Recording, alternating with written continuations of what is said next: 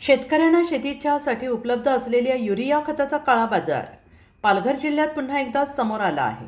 विशेष म्हणजे राजकीय पक्षांचे पदाधिकारीच हे रॅकेट चालवत असल्याचे अनेकदा समोर आले असले तरी यावेळेस यात मोठे राजकीय नेत्यांच्या नावांची चर्चा जिल्ह्यात सुरू आहे। बोईसर पोलिसांनी युरिया खताचे 50 किलो वजनाच्या तब्बल 226 गोण्या 25 मार्च रोजी MIDC परिसरातून ताब्यात घेतल्या आहेत। शेतकऱ्यांना अनुदानित दरात उपलब्ध होणारा युरिया खत बेकायदेशीररित्या औद्योगिक वापरासाठी वळवल्या जात असल्याचे अनेकदा पोलिसांनी कारवाई करत युरिया खत ताब्यात घेतलं आहे।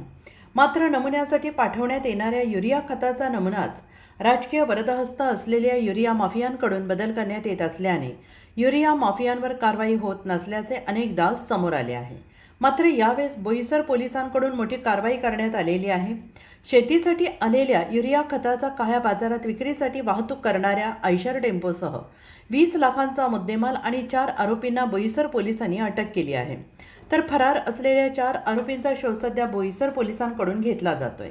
युरिया खताच्या रॅकेटमध्ये सामील असलेले राजकीय पक्षाचे पदाधिकारी हे आपले राजकीय ताकद वापरून पोलिसांवर राजकीय दबाव आणत पुन्हा पोलिसांच्या तावडीतून सुटण्याच्या त्यांच्या प्रयत्नातून यशस्वी होतात का? पालघर जिल्ह्याकडून सखोल चौकशी करून मुख्य सूत्रधार याला ताब्यात घेत बेड्या ठोकल्या जात आहेत का, याकडे संपूर्ण शेतकरी वर्गाचे लक्ष लागून राहिले आहे। दरम्यान एवढ्या मोठ्या प्रमाणावर युरिया खताचा काळा बाजार सुरू असताना देखील पालघर कृषी विभागाचे विशेष दुर्लक्ष होत असल्याने शेतकऱ्यांकडून नाराजी व्यक्त करण्यात येते आहे। बोईसर MIDC मध्ये मला गोपनीय माहितीदारांकडून माहिती भेटलेली होती की इथं कृषीचा जो युरिया आहे तो युरिया सप्लाय होतो आणि तो बेकायदेशीरित्या वापरला जातोय। आणि त्या माहितीवरून वर्कआउट करून आम्ही एक दिवशी एक गाडी पकडली।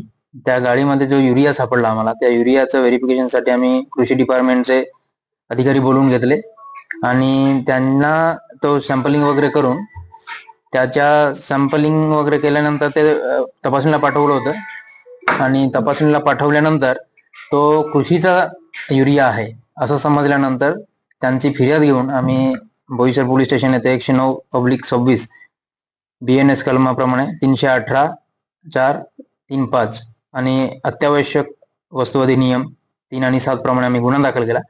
त्याचं इन्व्हेस्टिगेशन सुरू केलं। त्या इन्व्हेस्टिगेशन मध्ये सर्वप्रथम आम्ही एक आरोपी ताब्यात घेतला होता आणि त्या इन्व्हेस्टिगेशन मध्ये नंतर टप्प्याटप्प्याने इन्व्हेस्टिगेशन होत गेल्यानंतर आतापर्यंत एकूण 8 आरोपी निष्पन्न झालेले आहे आणि 8 आरोपी निष्पन्न झालेले आहे। त्याच्यापैकी आता आम्ही फक्त